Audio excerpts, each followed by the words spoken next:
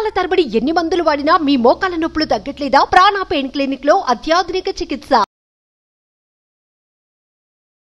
నమస్కారం ఠాగూర్ గారు. నమస్తే అమ్మా సిరి గారు.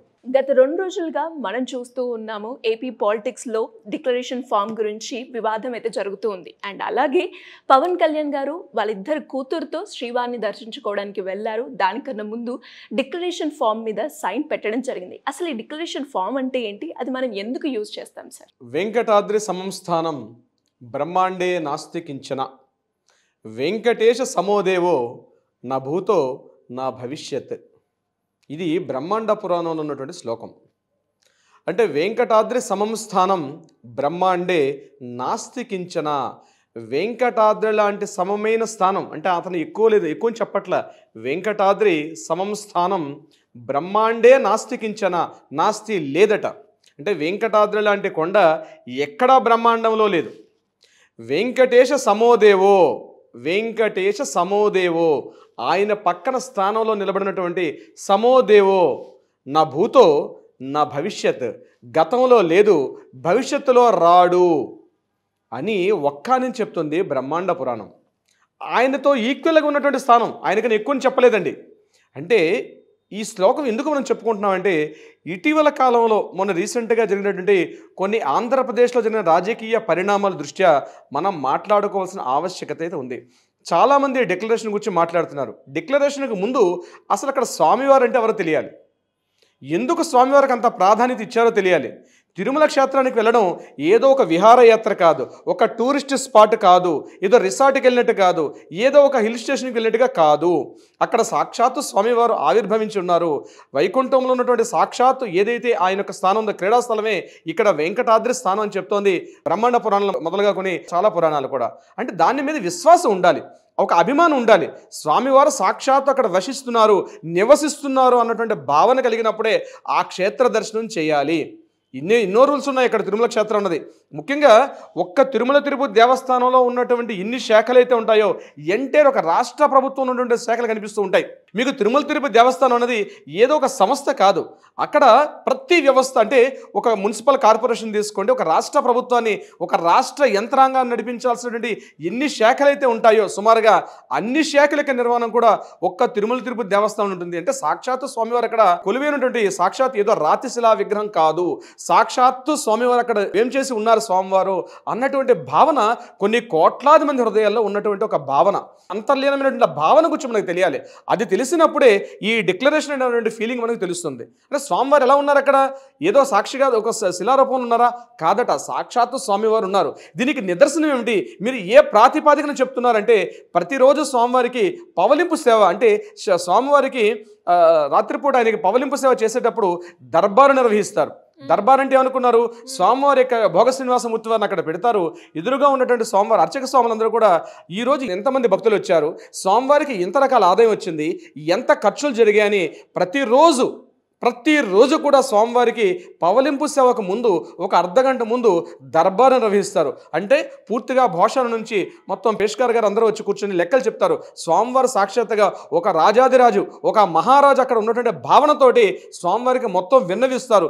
ఈరోజు ఇంత జరిగింది, ఈరోజు ఎటువంటి ఏ కార్యకలాపాలు తప్పులు జరిగాయా, ఎంత రకాలైనటువంటి ఇన్కమ్ తీసుకొచ్చాం, దేని ఖర్చు పెడుతున్నాం అన్నటువంటి ఆదాయ వ్యయాల ఖర్చు మొత్తం కూడా స్వామివారికి విన్నవిస్తారు. అక్కడ స్వామివారికి అక్కడతో ఆ పవలింపు సేవా కార్యక్రమం కంప్లీట్ అవుతుంది. ఇది ప్రతి ఒక్కరికి తెలియాల్సిన ఆవశ్యకత అయితే ఉంటుంది. అంటే సాక్షాత్ స్వామివారు అక్కడ ఉన్నారనే భావన ఉంటుంది. ఇది ఫస్ట్ ప్రతి మనిషిలో కలగాలి ఈ భావన. ఈ భావన కలిగేటప్పుడే ఇప్పుడు మీరు అడిగిన డిక్లరేషన్ అనే క్వశ్చన్ అప్పుడు రైజ్ అవుతుంది. తిరుమల తిరుపతి దేవస్థానం 1935లో ఏర్పాటైన తర్వాత అప్పటి వరకు ఈ ఎంటైర్ వ్యవస్థ అంతా కూడా బ్రిటిష్ వాళ్ళు యొక్క విధి విధానం ఉండేది. బ్రిటిష్ వారు వచ్చేటప్పుడు వాళ్ళు విదేశీయులు కాబట్టి అన్య మతస్థులు, ముఖ్యంగా రిలీజియస్ ఎండోమెంట్ యాక్ట్ అని ఒక యాక్ట్ ఉంటుంది, నేను చెప్తాను తర్వాత. సో వీళ్ళందరూ ఈ యొక్క స్వామివారిని దర్శించుకోవడానికి వచ్చేటప్పుడు స్వామివారి మీద ఒక గౌరవభావం కలిగి ఉండాలి, స్వామివారి మీద ఒక ఆరాధనా భావాన్ని కలిగి ఉండాలి. అటువంటిప్పుడు వెళ్ళేటప్పుడే స్వామివారి యొక్క దర్శనం ఒక ప్రశాంత చిత్తంతో, ఒక భక్తితో, ఒక భయంతో స్వామివారి యొక్క దివ్యమంగళ స్వరూపాన్ని చూసే భాగ్యాన్ని కలిగే అవకాశం ఉంటుంది. సో దీనికి సంబంధించి ఏం చేశారంటే 1990లో ఒక జీవో తీసుకొచ్చారు గవర్నమెంట్లో. అంటే ఎవరైనా భక్తులు రావచ్చు. ఎండోమెంట్ యాక్ట్ 30/1987 1987లో ఒక యాక్ట్ తీసుకొచ్చారు. దాన్ని కన్ఫర్మేషన్ చేస్తూ 90లో మరొక యాక్ట్ని తీసుకొచ్చారు. దాని ప్రకారం ఏంటంటే ఎవరైనా సరే అన్యమతస్థులు, హిందువులు కాని వారు స్వామివారి యొక్క దర్శనానికి వచ్చేటప్పుడు ముందుగా వాళ్ళకు ఒక భావన కలిగి ఉండాలి. స్వామివారి మీద పూర్తి నమ్మకాన్ని కలిగి ఉన్నాం, స్వామివారి మీద భక్తిని కలిగి ఉన్నాం అన్నటువంటి భావన కలిగి ఉండేటప్పుడే స్వామివారి యొక్క దర్శనం కల్పించాలి. ఇది హిందువుల యొక్క హక్కు. ఇది ప్రతి మతానికి ఒక్కొక్క రకాల ఒక పారామీటర్స్ ఉంటాయి. మన హిందువులందరికీ కూడా మేమందరం మన హిందువులు స్వామివారిని యొక్క దివ్యమంగళ స్వరూపాన్ని చూడాలంటే ఒక భక్తిభావంతో కలిగి ఉండాలి. అసలు తిరుమల తిరుపతి దేవస్థానం యొక్క ప్రధానమైనటువంటి ఆ రూల్ కూడా అదే. అంటే స్వామివారి మీద మనకు అచంచలమైన విశ్వాసం ఉండాలి, అచంచలమైన గౌరవభావాన్ని కలిగి ఉన్నప్పుడే మనకు ఆ దర్శన భాగ్యం కలగాలి అనే ఉద్దేశంతో ఈ జీవోని తీసుకొచ్చారు. అన్య మతస్థులు వచ్చేటప్పుడు డెఫినెట్గా ఈ యొక్క యాక్ట్ ప్రకారం ఏంటంటే అక్కడ ఒక డిక్లరేషన్ ఫామ్ ఉంటుంది. ఆ డిక్లరేషన్ ఫామ్లో సైన్ చేసుకోవాలి. సరే ఎట్లా తెలుస్తుంది ఇతను అన్య మతస్థుడా లేదా ఎట్లా తెలుస్తుంది? సామాన్యుడికి అయితే ఎట్లా తెలుస్తుంది అంటే మన కంపార్ట్మెంట్ బాక్స్ ఉంటాయి. కంపార్ట్మెంట్ బాక్స్ నెంబర్ 17 దగ్గర ఒక రిజిస్టర్డ్ బుక్ ఉంటుంది. ఆ బుక్లో డీటెయిల్స్ ఉంటుంది. అక్కడ డిక్లరేషన్ చేయాలి. అంటే ముఖ్యంగా మనం డీటెయిల్స్ ఇస్తాం. అక్కడ మన పేర్లు అన్య మతాలు కలిగినటువంటి పేరు, ఒక అహ్మద్ అనో, ఒక ఏసయ్యనో, సమ్ XYZ హిందువులు కానటువంటి ఏదైనా పేర్లు కలిగి ఉన్నా అక్కడ ఉన్నటువంటి ఈ సిబ్బంది ఇమీడియట్గా కన్ఫర్మ్ చేస్తారు, చూస్తారు. వారి బాడీ మీద, శరీరం మీద అన్య మతస్థులకు సంబంధించిన గుర్తులు ఏమైనా ఉన్నా సరే డెఫినెట్గా ఐడెంటిఫై చేసి అక్కడ డిక్లరేషన్ ఫామ్ ఇవ్వాల్సి వస్తుంది. ఒకవేళ విఐపీస్ వచ్చినట్లయితే ఎక్కడైతే విఐపీ గెస్ట్ హౌస్లు ఎక్కడెక్కడైతే విడుదల చేస్తారో ఆ ప్రదేశానికి వెళ్ళి ఒక డిక్లరేషన్ ఫామ్ తీసుకెళ్ళి స్వామివారి మీద మాకు అచంచలమైన నమ్మకం ఉంది, భక్తి ఉంది, స్వామివారి యొక్క దర్శనాన్ని నాకు నమ్మకం ఉంది కాబట్టి స్వామివారి యొక్క దివ్యమంగళ స్వరూపాన్ని నాకు దర్శింపజేసి ఆ భాగ్యాన్ని కలిగామని చెప్పి సెల్ఫ్ డిక్లరేషన్ ఇవ్వాల్సి వస్తుంది. This is the declaration form. ముఖ్యంగా ఈ ఎండోమెంట్, రిలీజియస్ ఎండోమెంట్ యాక్ట్లో ఒకటి 136 కాలం 136 కూడా చెప్తుంది, ఇది హిందువుల యొక్క పవిత్రమైన క్షేత్రం, హిందువులు మాత్రమే దర్శించుకోవాల్సిన క్షేత్రం క్లియర్గా మెన్షన్ చేసి ఉంటుంది. సెక్షన్ 136. 137 ఏం చెప్తుందంటే ఈ డిక్లరేషన్ ఫామ్ కంపల్సరీ ఇవ్వాలి, అన్య మతస్థులు వస్తే డెఫినెట్గా ఇవ్వాలి అన్నటువంటి ప్రాతిపదిక సెక్షన్ 137లో మెన్షన్ చేస్తూ ఉంటుంది. ఇటీవల కాలంలో మన ఇంతకుముందు ప్రీవియస్ మనకి ఏపీజే అబ్దుల్ కలాం గారు ఒక రాష్ట్రపతిగా వచ్చినప్పుడు కూడా ఆయన కూడా డెఫినెట్గా ఒక రాష్ట్రపతి హోదాలో వచ్చారు కూడా. ఆయన ముఖ్యమంత్రి కాదు, ప్రధానమంత్రి కాదు, ఒక దేశ రాష్ట్రపతి, భారతదేశ రాష్ట్రపతి స్థాయిలో హోదాగా వచ్చినప్పుడు కూడా ఏపీజే అబ్దుల్ కలాం గారు మరి పిలిపించుకొని డిక్లరేషన్ ఇచ్చి లోపలికి వెళ్ళి దర్శనం చేసుకునే భాగ్యం ఆయన కూడా కలిగింది.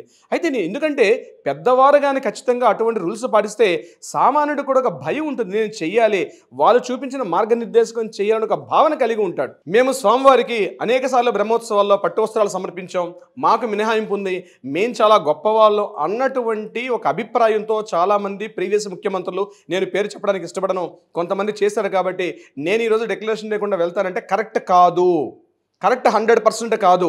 ఎందుకంటే మీరు ఎన్నిసార్లు రానివ్వండి, ఒకసారి ప్రజల్లో అభిప్రాయం వచ్చింది, మీకు 2 రకాల ఇంపార్టెన్స్ ఉంటుంది అక్కడ రాజకీయ నాయకుడు. ఒకటి ప్రజల యొక్క అభిప్రాయాలను కూడా గౌరవించాల్సిన బాధ్యత ఉంటుంది. అట్ ద సేమ్ టైం ఎక్కడైతే అఖిలాండ కోటి బ్రహ్మాండ నాయకుడు ఉన్నాడో అతనిని కూడా నమ్మకం, భక్తిని కలిగి ఉన్నటువంటి ఆ కన్ఫర్మేషన్ ఉన్నప్పుడే మీ యొక్క క్షేత్రాన్ని దర్శించే అవకాశం ఉంటుంది. డెఫినెట్గా డిక్లరేషన్ చేయాల్సి వస్తుంది. అయితే నిన్న రీసెంట్గా పవన్ కళ్యాణ్ గారు ఒక ప్రాయశ్చిత్త దీక్ష తీసుకుంటూ ఆయన మెట్ల మార్గం ద్వారా, నడక మార్గం ద్వారా పూర్తిగా క్షేత్రానికి దర్శించి వారి యొక్క చిన్నమ్మాయితోటి ఒక డిక్లరేషన్ ఫామ్ ఇవ్వడం కూడా జరిగింది. Is exactly correct. ఆయన చేయాల్సింది 100% రైట్.